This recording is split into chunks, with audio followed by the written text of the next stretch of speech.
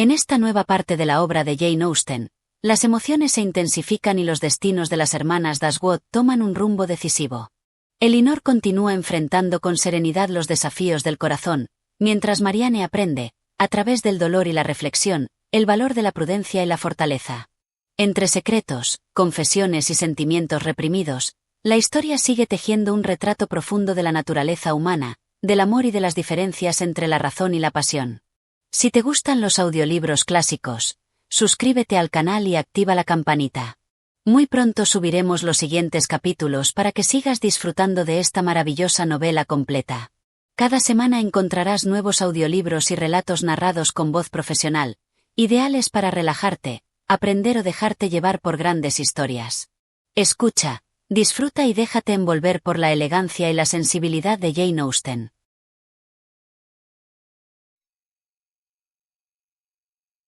Capítulo 45.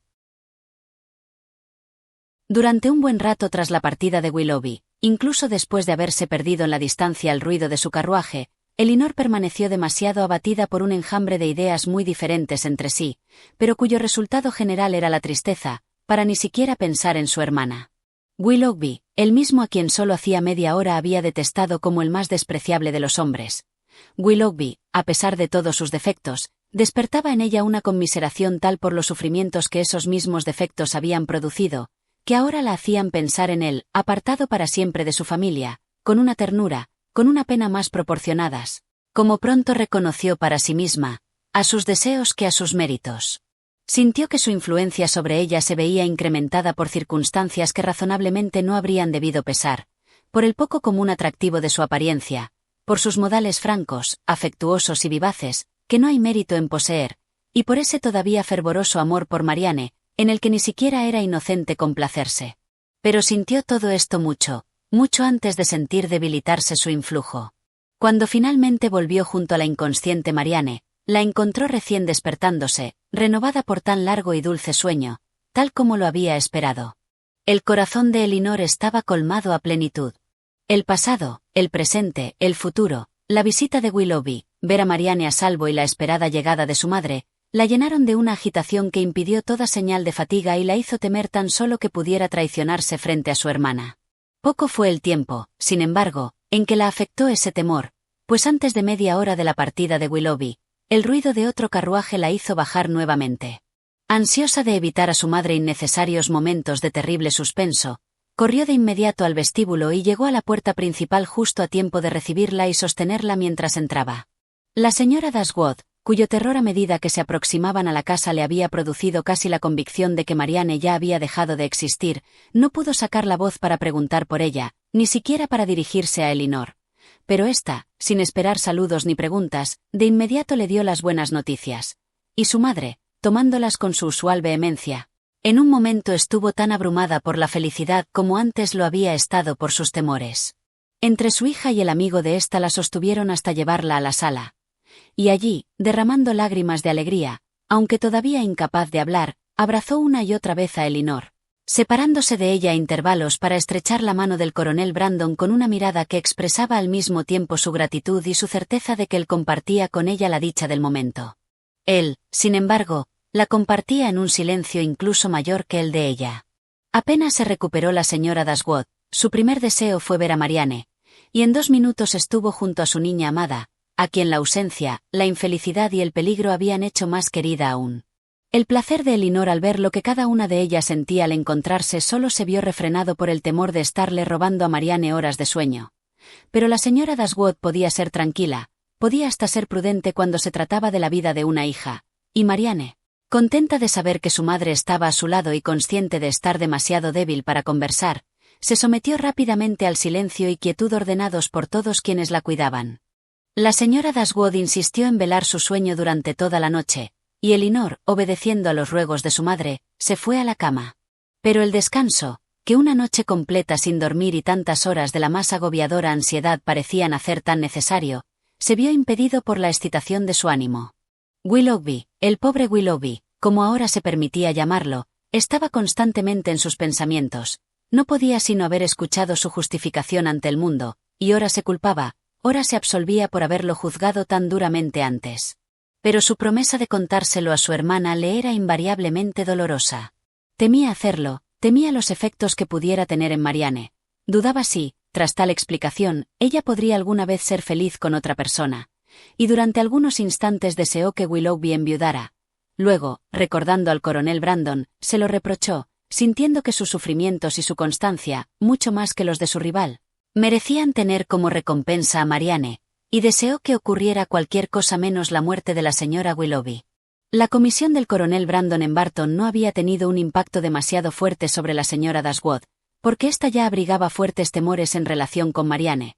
Estaba tan inquieta por ella que ya había decidido ir a Cleveland ese mismo día, sin aguardar mayores informes, y los preparativos de su viaje estaban tan avanzados antes de la llegada del coronel, que esperaban de un momento a otro la llegada de los Carey a buscar a Margaret, a quien su madre no quería llevar donde hubiera peligro de una infección. Marianne seguía recuperándose día a día, y la radiante alegría en el semblante y en el ánimo de la señora Dashwood daban fe de que era, como repetidamente se confesaba, una de las mujeres más felices del mundo. Elinor no podía escuchar sus palabras, ni contemplar sus manifestaciones, sin preguntarse a veces si su madre alguna vez recordaba a Edward. Pero la señora Dashwood, confiada en el moderado relato de sus desilusiones que le había hecho llegar Elinor, permitió que la exuberancia de su alegría la llevara a pensar solo en lo que podía aumentarla. Marianne le había sido devuelta tras un peligro en el cual así había comenzado a sentir ella misma, con su propio errado juicio, había contribuido a ponerla, pues había estimulado su desdichado afecto por Willoughby. Y en su recuperación tenía un otro motivo de alegría, en el cual Elinor no había pensado. Así se lo hizo saber tan pronto como se presentó la oportunidad de una conversación privada entre ellas. Por fin estamos solas. Mi querida Elinor, todavía no conoces toda mi felicidad. El coronel Brandon ama a Marianne. Él mismo me lo ha dicho. Elinor, sintiéndose alternativamente contenta y apenada, sorprendida y no sorprendida, era toda silenciosa atención. Nunca reaccionas como yo, querida Elinor, o me extrañaría ahora tu compostura. Si alguna vez me hubiera puesto a pensar en qué sería lo mejor para mi familia, habría concluido que el matrimonio del coronel Brandon con una de ustedes era lo más deseable. Y creo que, de las dos, Marianne puede ser la más feliz con él. Elinor estuvo medio tentada de preguntarle por qué creía eso, sabiendo que no podría darle razón alguna que se sustentara en consideraciones imparciales sobre edad, caracteres o sentimientos. Pero su madre siempre se dejaba llevar por su imaginación en todos los temas que le interesaban, y así, en vez de preguntar, lo dejó pasar con una sonrisa. Me abrió completamente el corazón ayer mientras veníamos hacia acá. Fue muy de improviso, muy impremeditado. Yo, como puedes imaginártelo, no podía hablar de nada sino de mi niña. Él no podía ocultar su angustia. Vi que era tan grande como la mía, y él, quizá pensando que la mera amistad, tal como son hoy las cosas, no podría justificar una simpatía tan ardiente, o tal vez no pensando en nada, supongo, dejándose invadir por sentimientos irresistibles, me dio a conocer su profundo, tierno y firme afecto por Marianne. La ha amado, querida Elinor, desde la primera vez que la vio. En esto, sin embargo, Elinor percibió no el lenguaje, no las declaraciones del coronel Brandon, sino los adornos con que su madre solía enriquecer todo aquello que la deleitaba, amoldándolo a su propia infatigable fantasía. Su afecto por ella, que sobrepasa infinitamente todo lo que Willoughby sintió o fingió, mucho más cálido, más sincero, más constante, como sea que lo llamemos, ha subsistido incluso al conocimiento de la desdichada predilección de Marianne por aquel joven despreciable. Y sin egoísmos, sin alimentar esperanzas. ¿Cómo pudo verla feliz con otro? ¡Qué nobleza de espíritu! ¡Qué franqueza! ¡Qué sinceridad! Con él nadie puede engañarse. Nadie duda, dijo Elinor, sobre la reputación del coronel Brandon como hombre excelente. Sé que es así, replicó su madre con gran seriedad, o después de la advertencia que hemos tenido, sería la última en estimular este afecto, o ni siquiera de complacerme en él. Pero el que haya ido a buscarme como lo hizo, con una amistad tan diligente, tan pronta, basta como prueba de que es uno de los hombres más estimables del mundo. Su reputación, sin embargo, respondió Elinor, no descansa en un gesto de bondad, al cual su afecto por Marianne, si dejamos fuera el simple espíritu humanitario, lo habría impulsado.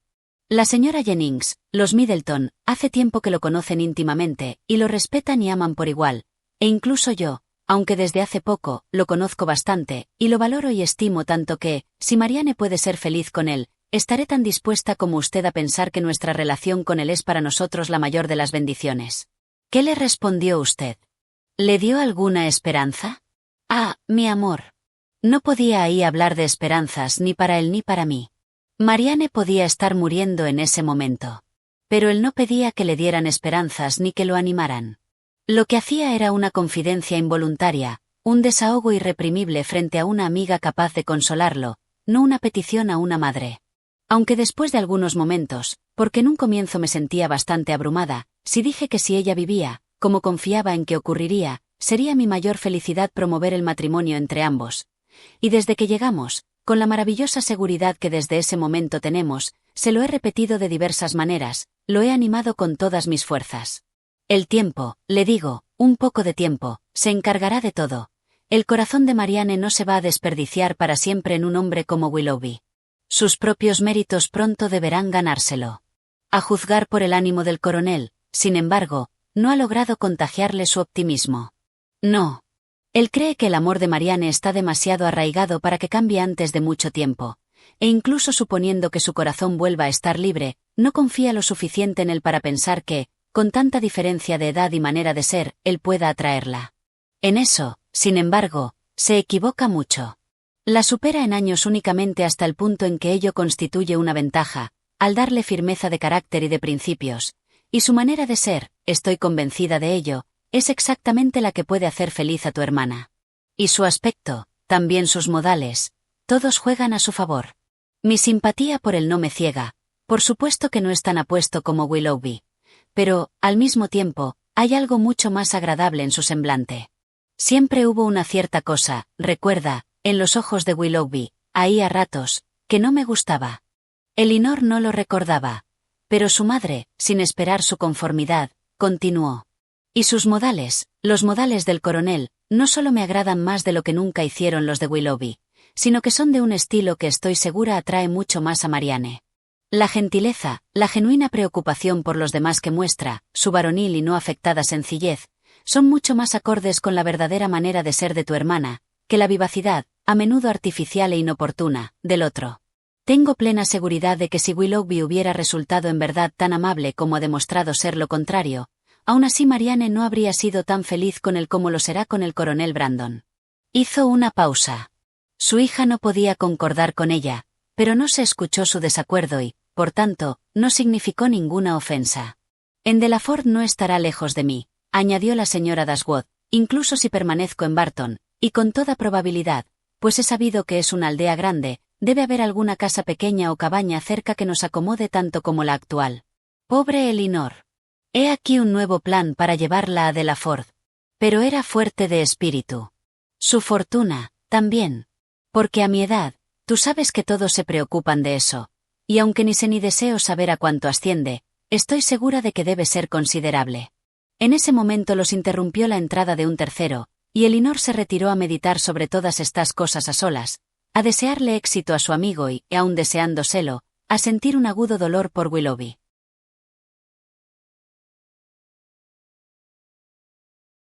Capítulo 46.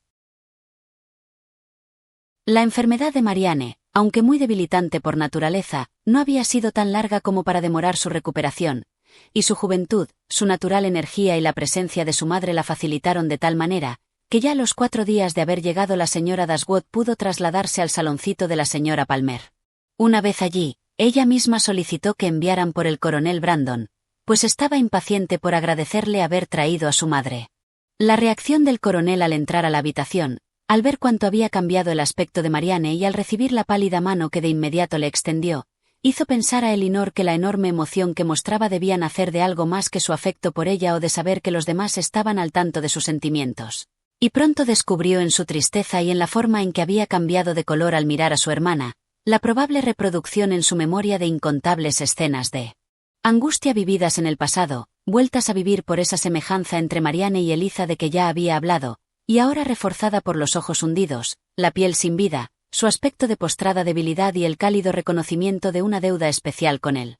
Para la señora Dashwood, no menos atenta que su hija a lo que ocurría pero con ideas que iban por muy diferentes rumbos y, por tanto, A la espera de muy distintos efectos, el comportamiento del coronel se originaba en las más simples y obvias sensaciones, mientras en las palabras y gestos de Marianne quería ver el nacimiento de algo más que mera gratitud. Después de 1 o 2 días, con Marianne recuperando visiblemente las fuerzas de 12 en 12 horas, la señora Dashwood, impulsada tanto por sus propios deseos como por los de su hija, comenzó a hablar de volver a Barton.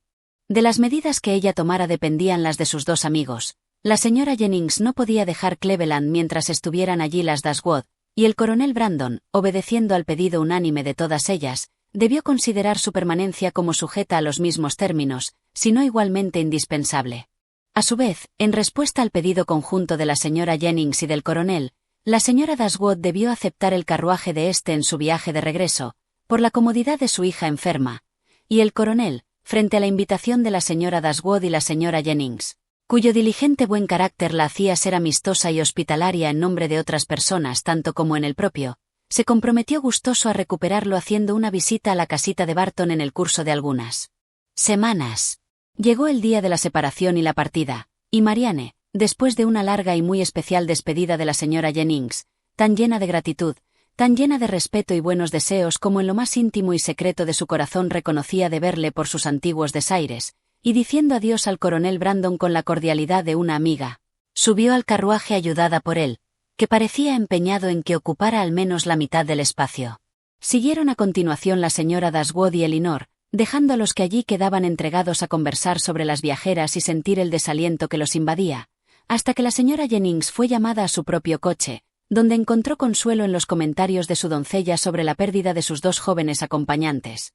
E inmediatamente después, el coronel Brandon emprendió su solitario viaje a Delaford. 2 días estuvieron las Dashwood en el camino, y Marianne soportó el viaje en ambos sin verdadera fatiga. Todo cuanto el más diligente afecto y los cuidados más solícitos podían hacer por su comodidad, lo hizo incansablemente cada una de sus 2 acompañantes, y ambas se vieron recompensadas por el reposo físico que logró y la tranquilidad de su espíritu. Esta última era para Elinor especialmente gratificante. Después de contemplar a Marianne semana tras semana en constante sufrimiento, de verla con el corazón oprimido por una angustia que no tenía el valor suficiente para expresar ni la fortaleza necesaria para ocultar, constataba ahora en ella, con un gozo que nadie podía sentir de la misma forma, una aparente serenidad que si era como esperaba que fuese, resultado de la reflexión, con el tiempo podía traerle contentamiento y alegría. A medida que se aproximaban a Barton, eso sí, e iban pasando por los lugares donde cada sembrado y cada árbol traía algún recuerdo penoso en particular, Marianne se fue quedando callada y pensativa, y volviendo el rostro para que no la vieran, no dejó de mirar fijamente por la ventanilla. Pero Elinor no pudo ni admirarse ni culparla por ello, y cuando al ayudarla a bajar del carruaje vio que había estado llorando, lo consideró una emoción demasiado natural en sí misma para despertar una respuesta menos tierna que la piedad, y dada la discreción con que se había manifestado, merecedora de todo encomio. En todo su comportamiento subsiguiente fue viendo las huellas de una mente decidida a realizar un esfuerzo razonable, pues apenas entraron a su salita de estar, Marianne la recorrió con una mirada decidida y firme, como resuelta a acostumbrarse de inmediato a la vista de cada objeto al que podía estar asociado el recuerdo de Willoughby. Habló poco, pero cada una de sus frases apuntaba a la alegría, y aunque ocasionalmente se le escapaba un suspiro, nunca lo dejaba pasar sin compensarlo con una sonrisa. Después de cenar intentó tocar el piano.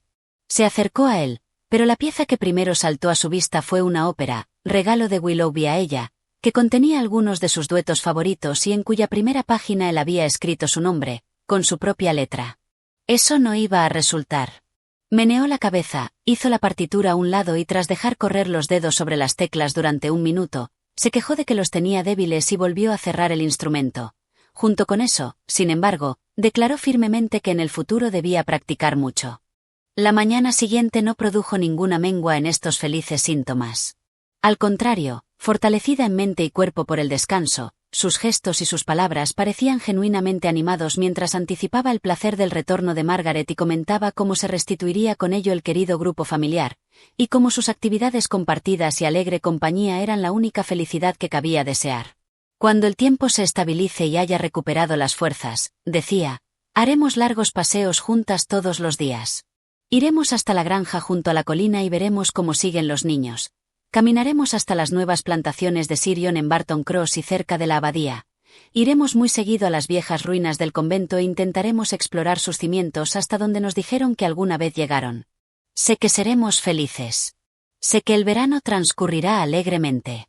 Pretendo no levantarme nunca después de las 6 y desde esa hora hasta la cena repartiré cada instante entre la música y la lectura. Me he formado un plan y estoy decidida a continuar mis estudios seriamente. Ya conozco demasiado bien nuestra biblioteca para recurrir a ella por algo más que simple entretenimiento. Pero hay muchas obras que vale la pena leer en Barton Park, y otras más modernas que sé que puedo pedir prestadas al coronel Brandon. Con solo leer 6 horas diarias, en un año habré logrado un grado de instrucción que ahora sé que me falta. Elinor la alabó por un plan nacido de un motivo tan noble como ese, aunque sonrió al ver la misma ansiosa fantasía que la había llevado a los mayores extremos de lánguida indolencia y egoístas quejumbres, ahora ocupada en introducir excesos en un plan de tan racionales actividades y virtuoso autocontrol.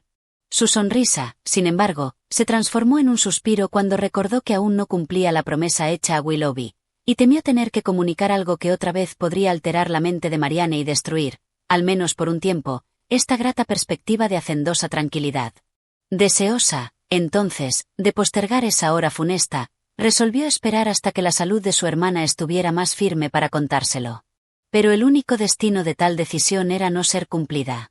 Marianne llevaba 2 o 3 días en casa antes de que el tiempo se compusiera lo suficiente para que una convaleciente como ella se aventurara a salir. Pero por fin amaneció una mañana suave y templada, capaz de dar ánimos a los deseos de la hija y a la confianza de la madre, y Marianne, apoyada en el brazo de Elinor, fue autorizada a pasear en el prado frente a la casa todo lo que quisiera, mientras no se cansara. Las hermanas partieron con el paso lento que exigía la debilidad de Marianne en un ejercicio no intentado hasta ese momento, y se habían alejado de la casa apenas lo suficiente para tener una visión completa de la colina, la gran colina detrás de la casa, cuando deteniéndose con la vista vuelta hacia ella, Marianne dijo con toda calma: «Ahí, exactamente ahí», señalando con una mano, «en ese montículo, ahí me caí. Y ahí vi por primera vez a Willoughby». La voz se le extinguió al pronunciar esa palabra, pero recuperándose de inmediato, añadió: «¿Cómo agradezco descubrir que puedo contemplar ese lugar con tan poco dolor? ¿Alguna vez hablaremos sobre ese tema, Elinor?».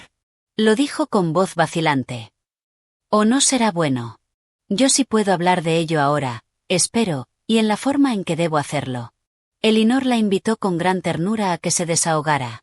«En cuanto a lamentarse», dijo Marianne, «ya he terminado con eso, en lo que a él concierne. No pretendo hablarte de lo que han sido mis sentimientos hacia él, sino de lo que son ahora.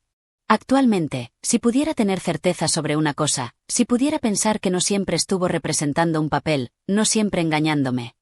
Pero, sobre todo, si alguien pudiera darme la seguridad de que nunca fue tan malvado como en ocasiones me lo han representado mis temores, desde que supe la historia de esa desdichada niña». Se detuvo. Elinor recibió con alegría sus palabras, atesorándolas, mientras le respondía: «Si se te pudiera dar seguridad sobre eso, ¿crees que lograrías el sosiego?». «Sí. Mi paz mental depende doblemente de ello, pues no solo es terrible sospechar tales propósitos de alguien que ha sido lo que él fue para mí, sino además, ¿cómo me hace aparecer a mí? En una situación como la mía, ¿qué cosa sino el más vergonzosamente indiscreto afecto pudo exponerme a? Entonces, ¿cómo explica su comportamiento? Querría pensar, cómo me gustaría poder pensar que solo era voluble, muy, muy voluble». Elinor no dijo más. Deliberaba internamente sobre la conveniencia de comenzar su historia de inmediato o posponerla hasta que Marianne estuviera más fuerte, y siguieron caminando lentamente durante unos minutos, sin hablar. «No le estoy deseando un gran bien», dijo finalmente Marianne con un hondo suspiro, «cuando le deseo que sus pensamientos íntimos no sean más ingratos que los míos. Ya con eso sufrirá bastante». «¿Estás comparando tu comportamiento con el suyo?». «No. Lo comparo con lo que debió ser. Lo comparo con el tuyo. Tu situación y la mía no se han parecido mucho. Se han parecido más de lo que se parecieron nuestros comportamientos. No dejes, queridísima Elinor, que tu bondad defienda lo que se ha de censurar tu criterio. Mi enfermedad me ha hecho pensar, me ha dado tiempo tranquilo y calma para meditar con seriedad las cosas. Mucho antes de haberme recuperado lo suficiente para hablar, perfectamente podía reflexionar. Sopesé el pasado, todo lo que vi en mi propio comportamiento, desde el comienzo de nuestra relación con él el otoño pasado, fue una serie de imprudencias contra mí misma y de falta de amabilidad hacia los demás. Vi que mis propios sentimientos habían preparado el camino para mis sufrimientos y que mi falta de fortaleza en el dolor casi me había llevado a la tumba. Estaba consciente de que yo misma había sido la causa de mi enfermedad al descuidar mi propia salud de una forma tal que incluso en ese tiempo sentía incorrecta. Si hubiera muerto, habría sido autodestrucción. No supe el peligro en que me había puesto hasta que desapareció ese peligro, pero con sentimientos como aquellos a los que estas reflexiones dieron origen, me extraña haberme recuperado. Me asombra que la misma intensidad de mi deseo de vivir, de tener tiempo para la expiación ante mi Dios y ante todos ustedes, no me haya matado de inmediato. Si hubiera muerto, ¿en qué singular angustia te habría dejado? A ti, mi cuidadora, mi amiga, mi hermana. Tú, que habías visto todo el irritable egoísmo de mis últimos días, que habías conocido todos los secretos de mi corazón. ¿Cómo habría perdurado en tus recuerdos? Y mi madre, también. ¿Cómo podrías haberla consolado? No puedo poner en palabras cuánto me odié. Cada vez que dirigía la mirada hacia el pasado, veía un deber que había descuidado o alguna falta que había dejado pasar. A todos parecía haber causado algún daño. A la amabilidad de la señora Jennings, a su ininterrumpida amabilidad, había respondido con desagradecido menosprecio. Con los Middleton, con los Palmer, con los Steele, hasta con los conocidos más corrientes, había sido insolente e injusta. Mi corazón había permanecido insensible a sus méritos y mi temperamento irritado ante sus mismas atenciones. A John, a Fanny, sí, incluso a ellos, aunque sea poco lo que se merecen, les había dado menos de lo que les es debido. Pero a ti por sobre todo, por sobre mi madre, te había ofendido. Yo, solo yo, conocía tu corazón y sus penas. Y aún así, ¿en qué me influyó? No en hacerme más compasiva, beneficiándome a mí o a ti. Tenía tu ejemplo ante mí. Pero, ¿de qué me sirvió? ¿Fui más considerada contigo y tu bienestar? ¿Imité la forma en que te contenías o suavicé tus ataduras haciéndome cargo de algunas de las muestras de deferencia general o gratitud personal que hasta ese momento habían recaído enteramente en ti? No, cuando te sabía desdichada no menos que cuando te creía en paz, dejé sin cumplir todo lo que el deber o la amistad me exigían. Apenas admitía que el dolor existiera sino en mí, y solo lloraba por ese corazón que me había abandonado y agraviado, dejando que tú, a quien profesaba un cariño sin límites, sufrieras por mi causa. En este punto se detuvo el rápido fluir de las recriminaciones que a sí misma se dirigía, y Elinor, impaciente por dar alivio, aunque demasiado honesta para halagar, de inmediato le ofreció los elogios y el apoyo que su franqueza y arrepentimiento tan bien merecían. Marianne le oprimió la mano y replicó: «Eres muy buena. El futuro debe ser mi prueba. Me he hecho un plan, y si soy capaz de cumplirlo, lograré el dominio de mis sentimientos y mejoraré mi temperamento. Ya no significarán preocupaciones para los demás ni tormentos para mí misma. Viviré ahora únicamente para mi familia. Tú, mi madre, Margaret, de ahora en adelante serán todo mi mundo. Entre ustedes se repartirá todo mi cariño. Nunca más habrá nada que me incite a alejarme de ustedes o del hogar, y si me junto con otras personas, será solo para mostrar un espíritu más humilde, un corazón enmendado, y hacer ver que puedo llevar a cabo las cortesías, las más pequeñas obligaciones de la vida, con gentileza y paciencia. En cuanto a Willoughby, sería ocioso decir que pronto o alguna vez lo olvidaré. Ningún cambio de circunstancias u opiniones podrá vencer su recuerdo. Pero estará sujeto a las normas y frenos de la religión, la razón y la ocupación constante». Hizo una pausa, y añadió en voz más baja: «Si tan solo pudiera conocer su corazón, todo sería más fácil». Elinor, que desde hacía algún rato deliberaba sobre la conveniencia o inconveniencia de aventurarse a hacer su relato de inmediato, escuchó esto sin sentirse en absoluto más decidida que al comienzo, y advirtiendo que, como la deliberación no conducía a nada, la determinación debía hacerse cargo de todo, pronto se encontró enfrentándose a ello. Condujo el relato, así lo esperaba, con destreza, preparó con cuidado a su ansiosa oyente, relató con sencillez y honestidad los principales puntos en que Willoughby sustentaba su defensa, apreció debidamente su arrepentimiento y solo morigeró sus declaraciones relativas a su amor actual por Marianne. Ella no pronunció palabra, temblaba, tenía los ojos clavados en el suelo y los labios más blancos de lo que la enfermedad los había dejado. De su corazón brotaban 1000 preguntas, pero no se atrevía a plantear ninguna. Escuchó cada palabra con anhelante ansiedad. Su mano, sin que ella se diera cuenta, Estrechaba fuertemente la de su hermana y las lágrimas le cubrían las mejillas. Elinor, temiendo que se hubiera fatigado, la condujo a casa, y hasta que llegaron a la puerta, adivinando fácilmente a qué estaría dirigida su curiosidad aunque en ningún momento pudo manifestarla en preguntas, no le habló de otra cosa que de Willoughby y de lo que habían conversado, y fue cuidadosamente minuciosa en todos los pormenores de lo que había dicho y de su aspecto, allí donde sin peligro podía permitirse una descripción detallada. No bien entraron en la casa, Marianne la besó con gratitud y apenas articulando en medio de su llanto 3 palabras, «Cuéntaselo a mamá», se separó de su hermana y subió lentamente las escaleras. Elinor por ningún motivo iba a perturbar una tan entendible búsqueda de soledad como esa, y pensando con gran ansiedad en sus posibles resultados, al mismo tiempo que tomaba la decisión de no volver a poner el tema si Marianne no lo hacía, se dirigió a la salita a cumplir su último mandato.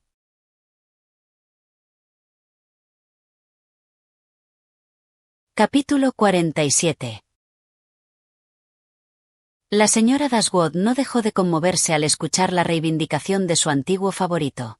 Se alegró al verlo absuelto de parte de las culpas que se le imputaban, le tenía lástima, deseaba que fuera feliz.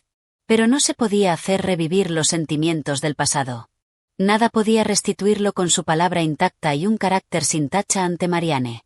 Nada podía hacer desaparecer el conocimiento de lo que ella había sufrido por su causa, ni eliminar la culpa de su comportamiento con Eliza. Nada podía devolverle, entonces, el lugar que había ocupado en el afecto de la señora Dashwood, ni perjudicar los intereses del coronel Brandon.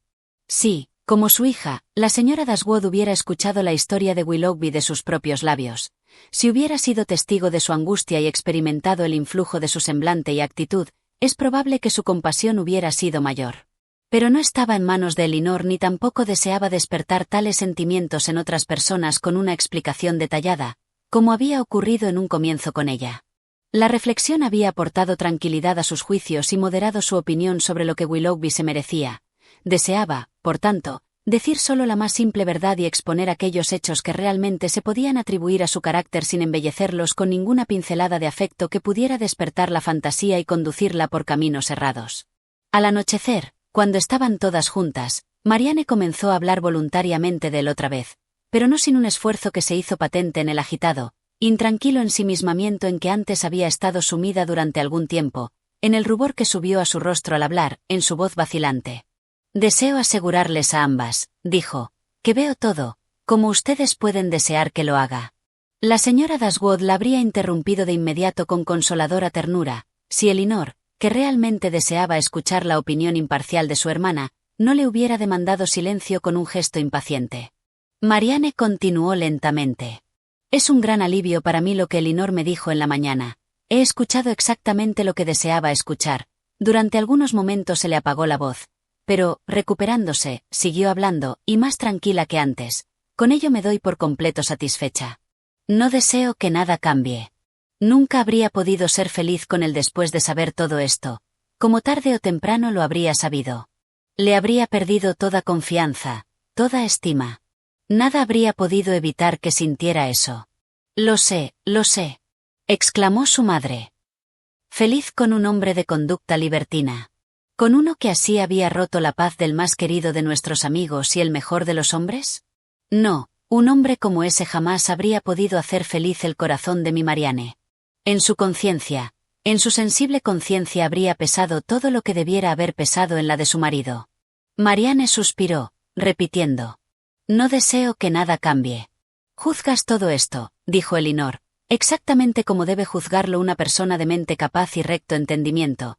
Y me atrevo a decir que encuentras, al igual que yo, y no solo en esta sino en muchas otras circunstancias, motivos suficientes para convencerte de que el matrimonio con Willoughby te habría traído muchas inquietudes y desilusiones en las que te habrías visto con escaso apoyo de un afecto que, de su parte, habría sido muy incierto. Si se hubieran casado, habrían sido siempre pobres. Incluso él mismo se reconoce inmoderado en sus gastos, y toda su conducta indica que privarse de algo es una frase ausente en su vocabulario. Sus demandas y tu inexperiencia juntas, con un ingreso muy, muy pequeño, los habrían puesto en apuros que no por haberte sido completamente desconocidos antes, o no haber pensado nunca en ellos, te serían menos penosos. Sé que tu sentido del honor y de la honestidad te habría llevado, al darte cuenta de la situación, a intentar todos los ahorros que te parecieran posibles.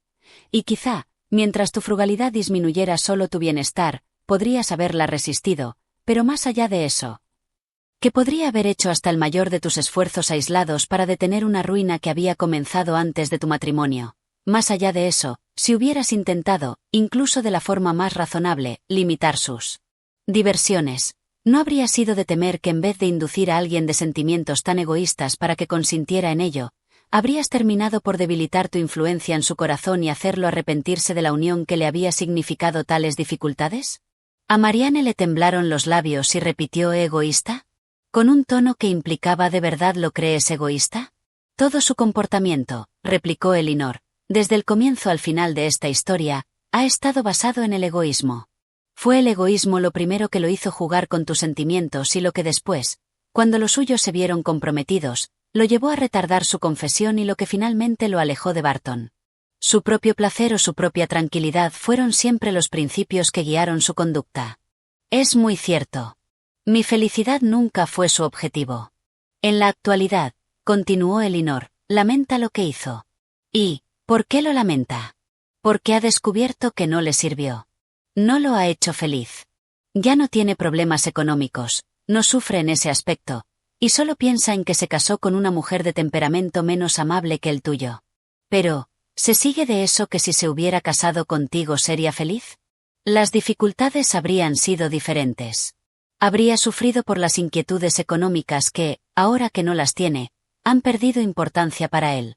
Habría tenido una esposa de cuyo carácter no se habría podido quejar, pero habría vivido siempre necesitado, siempre pobre, y probablemente muy luego habría aprendido a valorizar mucho más las innumerables comodidades que da un patrimonio libre de deudas y una buena renta, incluso para la felicidad hogareña, que el simple carácter de una esposa.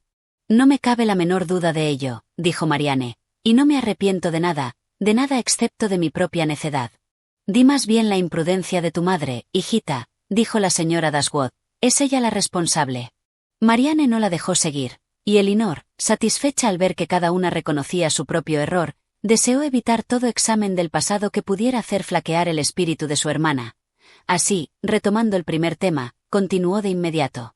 De toda esta historia, creo que hay una conclusión que se puede extraer con toda justicia. Que todos los problemas de Willoughby surgieron de la primera ofensa contra la moral, su comportamiento con Eliza Williams. Ese crimen fue el origen de todos los males menores que le siguieron y de todo su actual descontento. Marianne asintió de todo corazón a esa observación, y su madre reaccionó a ella con una enumeración de los perjuicios infligidos al coronel Brandon y de sus méritos, en la cual había todo el entusiasmo capaz de originarse en la fusión de la amistad y el interés. Su hija, sin embargo, no pareció haberle prestado demasiada atención. Tal como lo había esperado, Elinor vio que en los 2 o 3 días siguientes Marianne no continuó recuperando sus fuerzas como lo había estado haciendo. Pero mientras su determinación se mantuviera sin claudicar y siguiera esforzándose por parecer alegre y tranquila, su hermana podía confiar sin vacilaciones en que el tiempo terminaría por sanarla. Volvió Margaret y nuevamente se reunió toda la familia. Otra vez se establecieron apaciblemente en la casita de campo, y si no continuaron sus habituales estudios con la misma energía que habían puesto en ello cuando recién llegaron a Barton, al menos proyectaban retomarlos vigorosamente en el futuro. Elinor comenzó a impacientarse por tener algunas noticias de Edward. No había sabido nada de él desde su partida de Londres, nada nuevo sobre sus planes, incluso nada seguro sobre su actual lugar de residencia. Se habían escrito algunas cartas con su hermano a causa de la enfermedad de Marianne, y en la primera de John venía esta frase: no sabemos nada de nuestro infortunado Edward y nada podemos averiguar sobre un tema tan vedado, pero lo creemos todavía en Oxford. Esa fue toda la información sobre Edward que le proporcionó la correspondencia, porque en ninguna de las cartas siguientes se mencionaba su nombre. No estaba condenada, sin embargo, a permanecer demasiado tiempo en la ignorancia de sus planes. Una mañana habían enviado a su criado a Exeter con un encargo, y a su vuelta, mientras servía a la mesa, respondía a las preguntas de su ama sobre los resultados de su cometido. Entre sus informes ofreció voluntariamente el siguiente: supongo que sabe, señora, que el señor Ferrars se ha casado. Marianne tuvo un violento sobresalto, clavó su mirada en Elinor, la vio ponerse pálida y se dejó caer en la silla presa del histerismo. La señora Dashwood, cuyos ojos habían seguido intuitivamente la misma dirección mientras respondía a la pregunta: Del criado, sintió un fuerte impacto al advertir por el semblante de Elinor la magnitud de su dolor. Y un momento después, igualmente angustiada por la situación de Marianne, no supo a cuál de sus hijas prestar atención primero. Advirtiendo tan solo que la señorita Marianne parecía enferma, el criado fue lo bastante sensato para llamar a una de las doncellas, la cual la condujo a otra habitación ayudada por la señora Dashwood. Para ese entonces Marianne ya estaba mejor, y su madre, dejándola al cuidado de Margaret y de la doncella, volvió donde Elinor, que aunque todavía se encontraba muy descompuesta, había recuperado el uso de la razón y de la voz lo suficiente para haber comenzado a interrogar a Thomas sobre la fuente de su información. La señora Dashwood se hizo de inmediato cargo de esa tarea y Elinor pudo beneficiarse de la información sin el esfuerzo de tener que ir tras ella. ¿Quién le dijo que el señor Ferrars se había casado, Thomas? Con mis propios ojos vi al señor Ferrars, señora, esta mañana en Exeter, y también a su señora, la que fue señorita Estelle. Estaban ahí parados frente a la puerta de la posada New London en su coche, cuando yo fui con un mensaje de Sally, la de la finca, a su hermano, que es uno de los postillones. Justo miré hacia arriba cuando pasaba al lado del coche, y así vi de frente que era la más joven de las señoritas Estelle. Así que me saqué el sombrero y ella me reconoció y me llamó, y preguntó por usted, señora, y por las señoritas, especialmente la señorita Marianne, y me encargó que le enviara sus respetos y los del señor Ferrars, sus mayores respetos y atenciones, y les dijera cuánto sentían no tener tiempo para venir a visitarlas, pero tenían prisa en seguir porque todavía les faltaba un buen trecho por recorrer, pero de todas maneras a la vuelta se asegurarían de pasar a verlas. Pero, ¿ella le dijo que se había casado, Thomas? Sí, señora. Se sonrió y dijo que había cambiado de nombre desde la última vez que había estado por estos lados.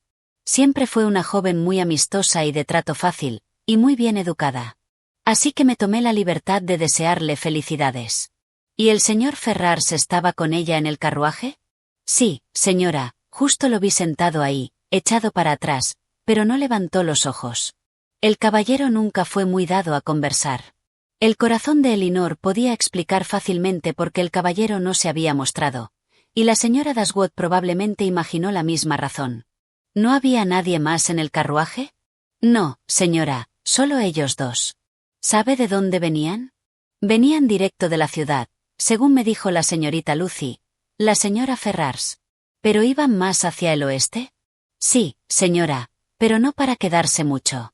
Volverán luego y entonces seguro que pasan por aquí. La señora Dashwood miró ahora a su hija, pero Elinor sabía bien que no debía esperarlos. Reconoció a Lucy entera en el mensaje, y tuvo la certeza de que Edward nunca vendría por su casa. En voz baja le observó a su madre que probablemente iban donde el señor Pratt, cerca de Plymouth. Thomas parecía haber terminado sus informes. Elinor parecía querer saber más. ¿Los vio partir antes de irse? No, señora, ya estaban sacando los caballos, pero no pude quedarme más, temía atrasarme. ¿Parecía estar bien la señora Ferrars? Sí, señora, dijo que estaba muy bien. A mi ver siempre fue una joven muy guapa y parecía enormemente contenta. A la señora Dashwood no se le ocurrió nada más que preguntar, y Thomas y el mantel, ahora igualmente innecesarios, poco después fueron sacados de allí. Marianne ya había mandado decir que no iba a comer nada más. También la señora Dashwood y Elinor habían perdido el apetito, y Margaret podía sentirse muy bien con esto de que, a pesar de las innumerables inquietudes que ambas hermanas habían experimentado en el último tiempo, a pesar de los muchos motivos que habían tenido para descuidar las comidas, nunca antes habían tenido que quedarse sin cenar.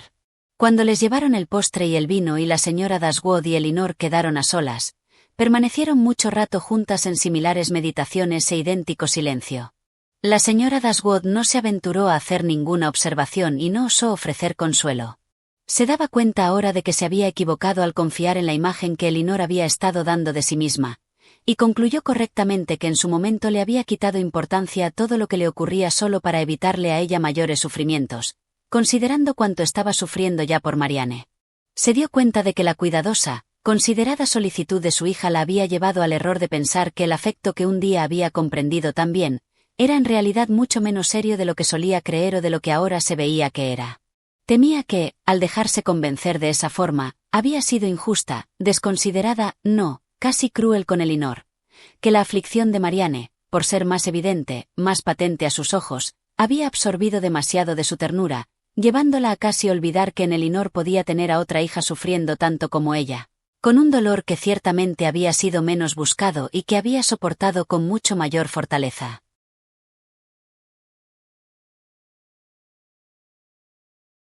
Gracias por escuchar esta parte de Sentido y Sensibilidad. Espero que hayas disfrutado de la historia, de sus personajes y de las emociones que nos deja Jane Austen en cada capítulo. Pronto publicaré la siguiente parte del audiolibro, para que puedas seguir descubriendo cómo continúa esta maravillosa obra. Si te ha gustado, te invito a suscribirte al canal, activar la campanita y compartir este vídeo con otras personas que disfruten de la literatura clásica. Gracias por acompañarme en esta lectura. Y hasta muy pronto.